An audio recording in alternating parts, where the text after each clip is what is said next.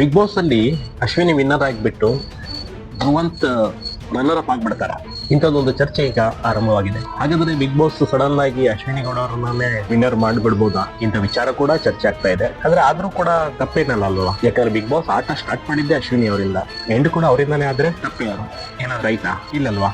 ಇಂಥ ಒಂದು ಕ್ವಶನ್ ಕೂಡ ಕಾಡ್ತಾ ಇದೆ. ಇನ್ನೊಂದೆಡೆ ಓವರ್ ಆಲ್ ಈ ಬಿಗ್ ಬಾಸ್ ಅನ್ನ ಗೆಲ್ಸಿದವರು, ಈ ಬಿಗ್ ಬಾಸ್ಗೆ ಒಂದು ಹೊಸ ಅರ್ಥ ಬರೆದವರು ಧ್ರುವಂತ್ ಅಂತ ವಾರದ ಚಪ್ಪಾಳೆ ಅಲ್ಲ, ಇಡೀ ಸೀಸನ್ ಚಪ್ಪಾಳೆ ಕೂಡ ಧ್ರುವಂತ್ ಪಡ್ಕೊಂಡಿದ್ದಾರೆ.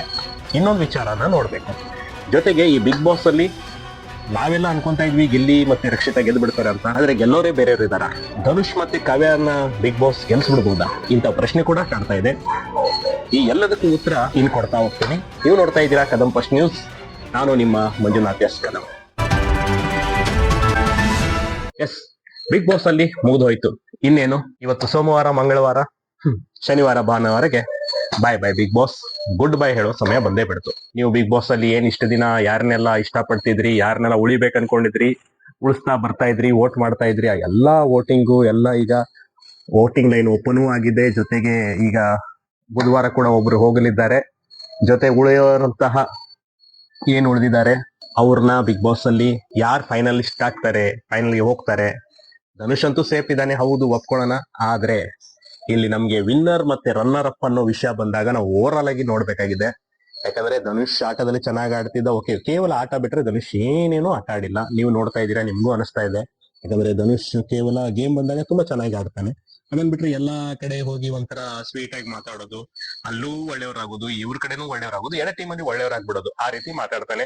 ಎಲ್ಲೂ ಒಂದ್ ಜಗಳ ಆಡಿದ್ ನೋಡಿಲ್ಲ, ಹೋಗ್ಲಿ ಯಾರ ಪರವಾಗಿ ಮಾತಾಡಿದ್ ನೋಡಿಲ್ಲ. ಬಿಗ್ ಬಾಸ್ ಅಲ್ಲಿ ಧನುಷ್ ಇಷ್ಟ ದಿನ ಇದ್ವಾ ಇಲ್ವಾ ಅನ್ನೋದೇ ಗೊತ್ತಿಲ್ಲ. ಲಕ್ ಬೈ ಚಾನ್ಸ್ ತರ ಅಲ್ಲೇ ಎಲ್ಲೆಲ್ಲೆಲ್ಲಿ ಉಳಿತಾ ಫೈನಲಿಸ್ಟ್ ಕೂಡ ಆಗ್ಬಿಟ್ಟ.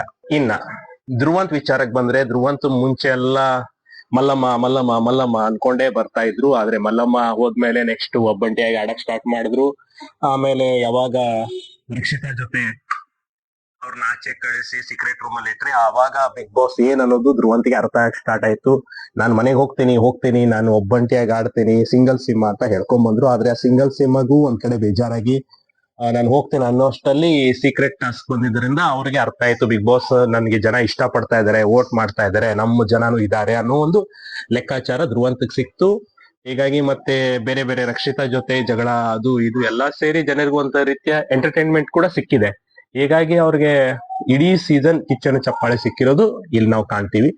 ಜೊತೆಗೆ ಅವ್ರು ಬಿಟ್ರೆ ನಾವು ಮ್ಯೂಟೆಂಟ್ ರಘು, ನಿಜಕ್ಕೂ ಈ ವ್ಯಕ್ತಿಯನ್ನ ಅಪ್ರಿಶಿಯೇಟ್ ಮಾಡ್ಬೇಕು. ಯಾಕಂದ್ರೆ ಈಗಾಗಲೇ ನೀವು ಆಚೆ ಹೋಗಿ ನೋಡ್ಬಿಟ್ರೆ ರಘು ಬಗ್ಗೆ ದೊಡ್ಡ ದೊಡ್ಡ ಬ್ಯಾನರ್ಗಳು, ಕಟ್ಔಟ್ಗಳು, ರಘುವನ್ನ ಗೆಲ್ಲಿಸಿ, ಒಬ್ಬ ಪ್ರಾಮಾಣಿಕನನ್ನ ಗೆಲ್ಲಿಸಿ ಅಂತ ಮಾತುಕತೆ ನಡೀತಾ ಇದೆ. ನಿಜಕ್ಕೂ ಪ್ರತಿಯೊಬ್ಬರು ಏನ್ ಹೇಳ್ತಾ ಇದಾರೆ, ರಘು ಒಬ್ಬ ಪ್ರಾಮಾಣಿಕ ವ್ಯಕ್ತಿಯೇ. ಯಾಕಂದ್ರೆ ಸ್ಟಾರ್ಟಿಂಗ್ ಏನವರು ಪೂರ್ತಿ ಬಿಗ್ ಬಾಸ್ ಸ್ಟಾರ್ಟ್ ಆದ್ಮೇಲೆ ಬರ್ದೇ ಇರ್ಬೋದು, ವೈಲ್ಡ್ ಕಾರ್ಡ್ ಆಗಿ ಎಂಟ್ರಿ ಕೊಟ್ಟಿರ್ಬೋದು, ಆದ್ರೆ ಅವರ ಆಟ ಮಾತ್ರ ಅಶ್ವಿನಿ ಜೊತೆ ಪಂಗ ತಗೊಂಡು ಅಲ್ಲಿಂದ ಆರಂಭವಾದವ್ರ ಆಟ ಕೊನೆಗೆ ಅಶ್ವಿನಿ ಜೊತೆನೆ ಒಳ್ಳೆ ಪೇರು, ಒಳ್ಳೆ ಫ್ರೆಂಡ್ಶಿಪ್ ಇಬ್ರ ಮಧ್ಯೆ. ಇವ್ರಿಬ್ರ ಜೋಡಿ ನೋಡಕ್ಕೆ ಜನ ಇಡೀ ಕರ್ನಾಟಕ ಇಷ್ಟಪಡುತ್ತೆ ಅನ್ನೋದು ಖಾತ್ರಿ ಆಯ್ತು. ಹಾಗಾಗಿ ಈಗ ಅಶ್ವಿನಿ ಮತ್ತು ರಘು ಪೇರ್ ಬಂದಾಗ ಒಂದು ಡಾನ್ಸ್ ವಿಚಾರದಲ್ಲಾಗ್ಲಿ, ಅಶ್ವಿನಿನೇ ಬೇಕು, ರಘು ವಿಚಾರದಲ್ಲಾಗ್ಲಿ, ನಿನ್ನೆ ಕೂಡ ಅಷ್ಟೇ ಅಶ್ವಿನಿ ಅವರು ಒಳ್ಳೆ ಗ್ರೀನ್ ಸಾರಿಯನ್ನ ಉಡ್ಕೊಂಡ್ ಬಂದಿದ್ರು. ಅದನ್ನ ಅಪ್ರಿಶಿಯೇಟ್ ಮಾಡೋದು ರಘುನೇ. ಏನೋ ಇವತ್ತು ಮೇಡಮ್ ಚೆನ್ನಾಗಿ ಕಾಣ್ತಾ ಇದಾರಲ್ಲ ಅಂತ ಹೇಳಿ. ಸೊ ಹಿಂಗೆ ಅವರಿಬ್ಬರ ಮಧ್ಯೆ ಒಂದು ರೀತಿಯ ಲವ್ ಟ್ರ್ಯಾಕ್ ಅನ್ನೋಕ್ಕಿಂತ ಒಂದು ರೀತಿಯ ಫ್ರೆಂಡ್ಶಿಪ್ ಟ್ರ್ಯಾಕ್ ಅಂತ ಹೇಳ್ಬೋದು. ಅದು ಖುಷಿ ಕೊಡುತ್ತೆ ನೋಡೋರ್ಗೆ. ಅಶ್ವಿನಿ ಅವರು ಕೂಡ ರಘು ಹೇಳಿದ್ರೆ ಏನು ಬೇಜಾರಾಗಲ್ಲ, ಅವರು ಕೂಡ ನಗ್ತಾನೆ ಅದನ್ನೆಲ್ಲಾನು ತಗೊಂತಾರೆ. ಇಬ್ರು ಮುದ್ದೇನು ಆಗಾಗ ಮುನಿಸಾಗತ್ತೆ, ಜಗಳ ಆಗತ್ತೆ, ಮತ್ತೆ ಇಬ್ರು ಒಂದಾಗ್ತಾ ಇರ್ತಾರೆ. ಅದನ್ ಬಿಟ್ರೆ ರಘು ಅವರ ಪ್ರಾಮಾಣಿಕತೆ ಮೆಚ್ಚಬೇಕು. ಒಂದು ಸಹೋದರನ ರೀತಿಯಲ್ಲಿ ರಕ್ಷಿತಾ ಹೇಳ್ಕೊಂಡಿರುವಂತೆ ರಘು ನಿಜಕ್ಕೂ ಒಬ್ರ ಅಣ್ಣನ ಸ್ಥಾನದಲ್ಲಿ ಇದ್ಕೊಂಡು ಇಡೀ ರಕ್ಷಿತನ ಬೆಂಬಲಕ್ಕೆ ನಿಂತ್ಕೊಂಡಿದ್ದಾರೆ. ಜೊತೆಗೆ ಗಿಲ್ಲಿಗೂ ಒಳ್ಳೆಯ ಬ್ರದರ್ ರೀತಿಯನ್ನ ನೋಡ್ತಾರೆ. ಹೀಗಾಗಿ ಗಿಲ್ಲಿ ಮತ್ತೆ ಆಗಾಗ ರಘು ಅವ್ರ ಜೊತೆ ಸ್ವಲ್ಪ ಕ್ಲಾಶ್ ಆಗತ್ತೆ ವಿನಃ ಯಾವುದೇ ರೀತಿ ಅವ್ರು ಯಾರಿಗಾದ್ರು ಮೋಸ ಮಾಡಿ ಆಡ್ಬೇಕು, ಯಾರಿಗಾದ್ರೂ ಸುಖ ಸುಮ್ಮನೆ ಜಗಳಕ್ಕೆ ಹೋಗ್ಬೇಕು ಅಂತ ವಿಚಾರನೆ ಇಲ್ಲ. ಕೆಲವೊಂದು ಅನ್ನದ ವಿಚಾರದಲ್ಲಿ ಒಂದೆರಡು ಮಾತಾಡಿದಾರೆ ಬಿಟ್ರು, ಅದು ಕೂಡ ಸಿಚುವೇಶನ್ ಇತ್ತು, ಹಾಗಾಗಿ ಮಾತಾಡಿದ್ರು. ಅದನ್ ಬಿಟ್ರೆ ರಘು ತುಂಬಾ ಒಳ್ಳೆಯ ವ್ಯಕ್ತಿ. ಅಂದ್ರೆ ಇಡೀ ಬಿಗ್ ಬಾಸ್ ಅನ್ನ ನೋಡ್ತಾ ಇದ್ದಾಗ ಜೆಂಟಲ್ ಮ್ಯಾನ್ ಅನ್ಬಹುದು, ಪ್ರಾಮಾಣಿಕ ವ್ಯಕ್ತಿ ಅನ್ಬಹುದು. ನಿಜಕ್ಕೂ ಯಾವುದೇ ಸ್ಟ್ರಾಟಜಿ ಮಾಡ್ಕೊಳ್ಳದೆ ಕೇವಲ ಗೇಮ್ ಅಂತ ಕೊಟ್ಟಾಗ ಅತ್ಯಂತ ಪರ್ಫೆಕ್ಟ್ ಆಗಿ ಆಟ ಆಡಿದ್ದಾರೆ. ಹೀಗಾಗಿ ರಘು ಅಂತವ್ರು ಗೆದ್ರು ಕೂಡ ಏನು ಅಚ್ಚರಿ ಪಡುವಂತಿಲ್ಲ. ಯಾಕಂದ್ರೆ ರಘು ಅಭಿಮಾನಿಗಳು ಗುಟ್ಟಾಕಿದ್ದಾರೆ. ಒಂದು ಜೊತೆಗಿನ್ನ ರಘುನ ಬಿಟ್ರೆ ಅಲ್ಲಿ ಒಂಥರ ನನಗೆ ಡಮ್ಮಿ ಕ್ಯಾಂಡಿಡೇಟ್ ಅಂತ ಅನ್ಸಿದಂದ್ರೆ ಕಾವ್ಯ. ಯಾಕಂದ್ರೆ ಕಾವ್ಯ ಹಿಂಗೋ ಮಾಡ್ಕೊಂಡ್ ಕೊನೆವರೆಗೂ ತಂದೇ ಬಿಟ್ರು ಬಿಗ್ ಬಾಸ್ ಅವರು. ಏನೋ ಲಕ್ ಬೈ ಚಾನ್ಸ್ ಅಂತ ಉಳ್ಕೊಂಡ್ಲು. ನೋಡೋಣ ಈಗ ಹೋಗ್ತಾಳೋ ಇರ್ತಾಳೋ ಈ ವಾರದಲ್ಲಿ, ಅಥವಾ ಹಿಂಗೆ ಬಿಗ್ ಬಾಸ್ ಕಂಟಿನ್ಯೂ ಮಾಡ್ತಾರ ಅದು ಗೊತ್ತಿಲ್ಲ. ಆದ್ರೆ ಯಾಕೆ ಏನು ಅನ್ನೋದು ಈಗಲೂ ಸಾಕಷ್ಟು ವ್ಯೂವರ್ಸ್ಗೆ ಅವ್ರನ್ನ ಉಳಿಸ್ತಾ ಇರೋದು ಯಾರು ಅನ್ನೋದು ದೊಡ್ಡ ಪ್ರಶ್ನೆ ಆಗಿರೋದು. ಒಂದಂತೂ ನಿಜ, ವೋಟಿಂಗ್ ಇಂದ ಉಳ್ತಾ ಇದ್ದಾಳೋ ಅಥವಾ ಬಿಗ್ ಬಾಸ್ ಕೃಪಾ ಕಟಾಕ್ಷದಿಂದ ಉಳ್ಕೊಂತ ಇದ್ದಾಳೋ ಅದು ನಿಮ್ ಬಿಟ್ಟಿರೋದು, ನೀವೇ ಯೋಚನೆ ಮಾಡಿ. ಅದನ್ನ ಬಿಟ್ರೆ ಈಗ ನಾವು ಅಶ್ವಿನಿ ಮತ್ತೆ ರಕ್ಷಿತಾ ನೋಡೋದಾದ್ರೆ,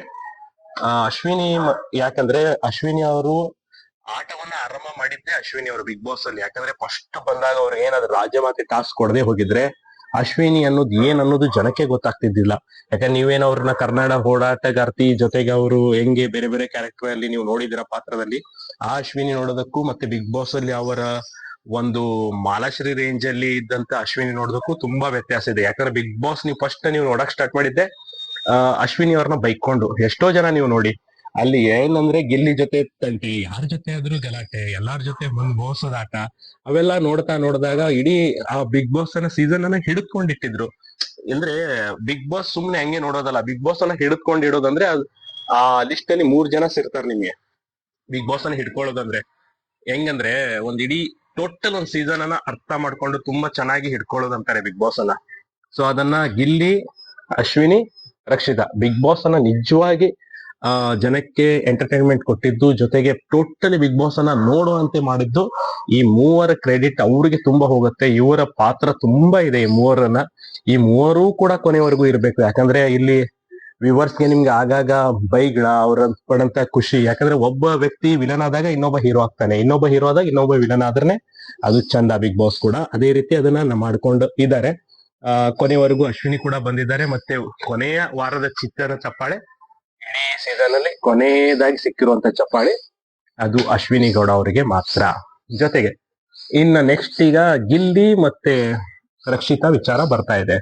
ಇಲ್ಲಿ ಯಾರು ಗೆಲ್ಬೇಕು ಬಿಗ್ ಬಾಸ್ ಅನ್ನೋದು, ಗಿಲ್ಲಿ ಗೆಲ್ಬೇಕಾ ಅಥವಾ ರಕ್ಷಿತಾ ಗೆಲ್ಬೇಕಾ? ಇಲ್ಲಿ ಇಬ್ಬರ ಫ್ಯಾನ್ ಫಾಲೋವರ್ಸ್, ಗಿಲ್ಲಿ ಮತ್ತು ರಕ್ಷಿತಾ ಫ್ಯಾನ್ ಫಾಲೋವರ್ ಮಧ್ಯೆ ಒಂದು ರೀತಿಯ ಕ್ಲಾಶಸ್ ಆಗ್ತಾ ಇದೆ. ಯಾಕಂದ್ರೆ ಒಂದ್ ಕಡೆ ಎಲ್ಲರದು ಒಂದು ಸಿನಿಮಾ ಬ್ಯಾಕ್ ಗ್ರೌಂಡ್ ಅಥವಾ ಯಾವ್ದೋ ಕ್ಷೇತ್ರದ್ದು ಒಂದು ಹಿನ್ನೆಲೆ ಇದೆ. ಅವ್ರಿಗೆ ಏನೋ ಒಂದ್ ಕಡೆ ಒಂದು ಗೆದ್ಕೊಂಡ್ ಬಂದಿದ್ದಾರೆ, ಅವ್ರ ಪೇಸು ಜನಕ್ಕೆ ಗೊತ್ತು. ಆದ್ರೆ ರಕ್ಷಿತಾ ಇದೇ ಫಸ್ಟ್ ಟೈಮು ಯಾವ್ದೋ ಬ್ಲಾಗಿಂಗ್ ಮಾಡ್ಕೊಂಡು ಅಥವಾ ಏನೋ ಒಂದು ಯೂಟ್ಯೂಬ್ ಮಾಡ್ಕೊಂಡು ಆಕೆ ಇಲ್ಲಿವರೆಗೂ ಬಂದಿರೋದು ನಿಜಕ್ಕೂ ಆ ಹುಡುಗಿಯನ್ನ ಮೆಚ್ಚಬೇಕು. ಯಾಕಂದ್ರೆ ಕನ್ನಡ ಗೊತ್ತ ಅವಳಿಗೆ, ಆದ್ರೂ ಅದನ್ನ ಮಾತಾಡಕ್ಕೆ ಅವಳು ಮಹಾರಾಷ್ಟ್ರದಲ್ಲಿ ಇದ್ದಿದ್ದರಿಂದ ಅಥವಾ ಈ ಕಡೆ ಬೇರೆ ಅವಳಿಗೆ ಕನ್ನಡ ಸ್ವಲ್ಪ ಕಷ್ಟ ಆಗ್ಬೋದು ಮಾತಾಡಕ್ಕೆ, ಆದ್ರೂ ಕೂಡ ಕಲ್ಕೊಂಡಿದ್ದಾಳೆ, ಮಾತಾಡ್ತಾಳೆ. ಆದ್ರೆ ನಿಜಕ್ಕೂ ಯಾವ್ದೇ ಪ್ಲಾನಿಂಗ್ ಮಾಡದೆ ಕೇವಲ ತನ್ನ ಜೊತೆ ಇದ್ದವ್ರು ಚೆನ್ನಾಗಿರ್ಬೇಕು, ಒಟ್ನಲ್ಲಿ ಎಲ್ಲಾರು ನನ್ನ ಜೊತೆ ಚೆನ್ನಾಗಿರ್ಬೇಕು ಅನ್ನೋ ಒಂದು ಮೆಂಟಾಲಿಟಿ ಇಟ್ಕೊಂಡೆ ಆಕೆ ಬಂದಿದ್ದಾಳೆ. ಸೊ ಅದೇ ರೀತಿ ಕೂಡ ಬಿಗ್ ಬಾಸ್ ಅಲ್ಲಿ ಆಕೆ ಒಬ್ಬ ಅಣ್ಣನನ್ನ ಪಡೆದಿದ್ದಾಳೆ, ಒಬ್ಬಳು ತಾಯಿಯನ್ನ ಪಡೆದಿದ್ದಾಳೆ, ಒಂದು ಒಳ್ಳೆ ಫ್ರೆಂಡ್ಸ್ ಗಳನ್ನ ಸಂಪಾದನೆ ಮಾಡಿದ್ದಾಳೆ. ಎಷ್ಟಾಗತ್ತೆ ಅವಳು ಖಂಡಿತವಾಗಿ ಬಿಗ್ ಬಾಸ್ ಅನ್ನ ಜೀವಿಸ್ತಾ ಇದ್ದಾಳೆ. ಬಿಗ್ ಬಾಸ್ ಜೀವಿಸೋದು ಅಂತ ಹೇಳಿದೆ ಅಲ್ಲ, ಅದೇ ರೀತಿ ಆಕೆ ನಿಜಕ್ಕೂ ಒಂದು ಕಾಲೇಜ್ ಮುಗಿದ ತಕ್ಷಣ ಒಂದು ಟ್ರಿಪ್ ಹೋಗ್ತೀವಿ ಅಥವಾ ಯಾವ್ದೋ ಒಂದು ರಿಲೇಷನ್ ಮನೆಗೆ ಹೋದಾಗ ನಾವ್ ಹೆಂಗೆ ಬದುಕ್ತಿವಿ ಅವ್ರ ಜೊತೆ, ಎಷ್ಟು ಚೆನ್ನಾಗಿ ಖುಷಿ ಖುಷಿಯಾಗಿರ್ತೀವಿ. ಕಷ್ಟ ಇರ್ಲಿನೋ ಅದೇನೋ ಇಷ್ಟ ಇರ್ಲೋ ಗೊತ್ತಿಲ್ಲ, ಜಗಳ ಆಡೋ ಟೈಮಲ್ಲಿ ಜಗಳ ಆಡೋದು. ಆಮೇಲೆ ಒಂದು ನೋಡಿ ರಕ್ಷಿತಾನ ದಿನಚರಿಯನ್ನ ನೀವು ಅಬ್ಸರ್ವ್ ಮಾಡಿ. ಒಂದು ಬೆಳಗ್ಗೆ ಸ್ಟಾರ್ಟ್ ಆತಂದ್ರೆ ಒಂದು ಪಟಾಕಿ ಅವಳದು ಆ ಎನರ್ಜಿ ಕೊಡಿ ಇಡೀ ಮಲಗ್ಬೇಕು ತನಕನು ಎಲ್ಲರಿಗೂ ಅಡಿಗೆ ಬಡಿಸಿ ಎಲ್ಲರನ್ನು ತಾನು ಕೊನೆಯದಾಗಿ ಊಟ ಮಾಡಿ ಆ ಹುಡುಗಿ ಮಲಗತ್ತೆ. ನೀವು ಈ ಎಪಿಸೋಡ್ ನಾನು ಹೇಳ್ತಾ ಇರೋದು ಇದು ನೀವು ಎಲ್ಲೂ ನೋಡಿಲ್ಲ ಅಂದ್ರೆ ಇದು ನೀವು ಲೈವ್ ಅಲ್ಲಿ ನಾನು ನೋಡಿರೋದು ಹೇಳ್ತಾ ಇರೋದು. ಯಾಕಂದ್ರೆ ನಿನ್ನೆ ಅಷ್ಟೇ ಕೂಡ ಹಂಗೆ ಆಗಿತ್ತು. ಯಾಕಂದ್ರೆ ಎಲ್ಲರನ್ನ ನಿನ್ನೆ ನಾನ್ ಲೈವ್ ನೋಡ್ಬೇಕಾದ್ರೂ ಕೂಡ ಆಕೆ ಎಲ್ಲರೂ ಊಟಕ್ಕಾಗಿ ವೇಟ್ ಮಾಡ್ತಾ ಇದ್ರು. ಮಧ್ಯರಾತ್ರಿ ಒಂದ್ 2 ಗಂಟೆ ಸುಮಾರು ಅನ್ಸುತ್ತೆ. ಈಗಿದ್ರು ಕೂಡ ಎಲ್ಲರನ್ನ ಆಕೆ ಅಡಿಗೆ ಬಿಡಿಸಿ, ಮೊದಲು ಅವ್ರ ರಘು ಅಣ್ಣನ, ಆನಂತರ ಅವರು ಗಿಲ್ಲಿ, ಹೀಗೆ ಎಲ್ಲಾರನು ಅಡಿಗೆ ಬಿಡಿಸಿ ಕೊನೆ ಕಟ್ಟ ಕಡೆದಾಗಿ ಊಟ ಮಾಡ್ತಾಳೆ. ಅಂದ್ರೆ ಒಂದು ವ್ಯಕ್ತಿತ್ವ ನೋಡಿ ಆ ಹುಡುಗಿದು. ಮತ್ತೆ ಕೆಲಸ ಅನ್ನೋ ವಿಚಾರ ಬಂದಾಗ ತುಂಬಾ ಚೆನ್ನಾಗಿ ಅದ್ಭುತವಾಗಿ ಬಿಗ್ ಬಾಸ್ ಆರಂಭದಿಂದ ಇಲ್ಲಿವರೆಗೂ ರಕ್ಷಿತಾ ಮಾಡದೇ ಇರೋ ಕೆಲಸ ಇಲ್ಲ ಎಲ್ಲಿವರೆಗೂ. ಅಂದ್ರೆ ಆಕೆ ಫಸ್ಟ್ ಏನು ಬಂದ್ಲಲ್ಲ ಆ ಟೈಮಿಂದ ಇಲ್ಲಿ ತನಕ ಅವಳನ್ನ ಒಂದು ಮನೆ ಸದಸ್ಯ ಅನ್ನೋಕ್ಕಿಂತ ಇವರು ಕೆಲ್ಸಕ್ಕೆ ಅವಳನ್ನ ಬಳಸ್ಕೊಂಡ್ರು. ಆಕ್ಚುಲಿ ಎಲ್ಲಾ ಮನೆ ಮಂದಿ ಅಲ್ಲ, ಯಾಕಂದ್ರೆ ಆಕೆ ಪಾತ್ರೆ ತಿಕ್ತಿದ್ಲು, ಎಲ್ಲ ಹೇಳ್ಬೇಕಂತಿಲ್ಲ, ಅಡಿಗೆ ವಿಚಾರದಲ್ಲಿ ಹೋಗಿ ತಂತಾನೆ ಮಾಡ್ತಿದ್ಲು. ಅವಳ ಪ್ರಪಂಚನೇ ಬೇರೆ, ಸುಮ್ನೆ ಎಲ್ಲದಕ್ಕೂ ನಗೋದು, ಖುಷಿಯಾಗಿರೋದು. ಒಟ್ನಲ್ಲಿ ನೀವು ಉಪೇಂದ್ರ ಅವರದ್ದು ಬುದ್ಧಿವಂತ ಏನ್ ಮೂವಿ ಇದ್ರ ನೋಡಿದಿರಲ್ಲ, ಸೂಪರ್ ಮೂವಿ. ಅದೇ ರೀತಿ ಇಲ್ಲಿ ನನಗೆ ಅನ್ಸಿತ್ತು. ಯಾಕಂದ್ರೆ ನಾಡಿಗಾಗಿ ಅಲ್ಲ ಇವತ್ತಿಗಾಗಿ ಬದುಕು ಅನ್ನೋ ರೇಂಜಿಗೆ ಆಕೆ ಇವತ್ತಿಗೋಸ್ಕರ ಬದುಕ್ತಾಳೆ. ಇವತ್ತಿನ ದಿನವನ್ನ ಎಂಜಾಯ್ ಮಾಡ್ತಾಳೆ. ನಾಳೆ ಏನಾಗತ್ತೋ ಗೊತ್ತಿಲ್ಲ, ಹಿಂದಿದ್ದನ್ನ ಕ್ಯಾರಿ ಮಾಡಲ್ಲ. ಬಟ್ ಏನು ಸ್ವಲ್ಪ ಪೊಸೆಸಿವ್ ಅಷ್ಟೇ. ಅಂದ್ರೆ ಆಕೆ ಇಷ್ಟಪಡೋ ವ್ಯಕ್ತಿ ಇನ್ನೊಬ್ರು ಇಷ್ಟ ಪಡ್ತಾ ಇದ್ರೆ ಸ್ವಲ್ಪ ಅವಳಿಗೆ ಉರಿಯತ್ತೆ. ಅದರ ಲೆಕ್ಕದಲ್ಲಿ ಕಾವ್ಯನ ನೋಡಿದ್ರೆ, ಯಾಕಂದ್ರೆ ಕಾವ್ಯ ಮನೇಲಿ ಇದ್ದು ಬಿದ್ದು ಏನು ನಮ್ಗೆ ಗೊತ್ತೇ ಆಗ್ಲಿಲ್ಲ. ಎದ್ರು ಬಿದ್ರು ನೀವು ಇಡೀ ಬಿಗ್ ಬಾಸ್ ನೋಡಿದಾಗ ನನ್ಗೆ ಕಾವ್ಯ ಕಂಡು ಬಂದಿದ್ದು ಒಂದು ಮೇಕಪ್ ರೂಮ್ ದಲ್ಲಿ, ನಾವೇನ್ ಪೌಡರ್ ರೂಮ್ ಅಂತೀವಿ ಆ ಪೌಡರ್ ರೂಮ್ ಅಲ್ಲಿ ಆಕೆ ಕಂಡು ಬರ್ತಾ ಇದ್ದಿದ್ಲು. ಅದ್ರ ಪಕ್ಕದಲ್ಲಿ ಗಿಲ್ಲಿ ಇರ್ತಿದ್ದ. ಇಷ್ಟು ಮಾತ್ರ. ಎಲ್ಲೆಲ್ಲೋ ಗೇಮ್ ಅಲ್ಲಿ ಕಾವ್ಯ ಗೊತ್ತಿದ್ದು, ಎಲ್ಲೋ ಮಾತಾಡಿದ್ದಾಗ್ಲಿ ಏನಾಗ್ಲಿ ಅಶ್ವಿನಿ ಜೊತೆ ಸ್ವಲ್ಪ ಜಗಳ ಏನ್ ಮಾಡ್ಕೊಂಡಿದ್ಲು ಅವಾಗ ಸ್ವಲ್ಪ ಫೋಕಸ್ ಆಗಿದ್ಲು. ಅದನ್ ಬಿಟ್ರೆ ಕಾವ್ಯ ನನ್ ಗೆಲ್ಲು ಅಂತ ಹೇಳ್ಕೊಳ್ತಾರ ಕಾಡ್ಲೇ ಇಲ್ಲ.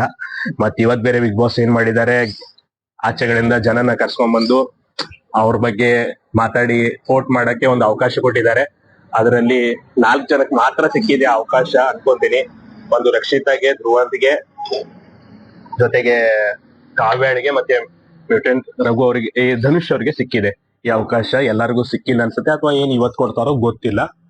ಸೊ ಅವರು ತಮ್ಮ ಅಪೀಲ್ ಮಾಡಿದ್ದಾರೆ ವೋಟ್ಗಳಿಗೆ, ನಮ್ಮನ್ನ ಗೆಲ್ಲಿಸಿ ಅಂತ. ಬಟ್ ಜನಾನು ನೋಡ್ತಾ ಇದ್ದಾರೆ ಬಿಗ್ ಬಾಸ್ ಅನ್ನ. ಗಿಲ್ಲಿ ವಿಚಾರಕ್ಕೆ ಬಂದ್ರೆ ಗಿಲ್ಲಿದು ಕೂಡ ಅಷ್ಟೇ.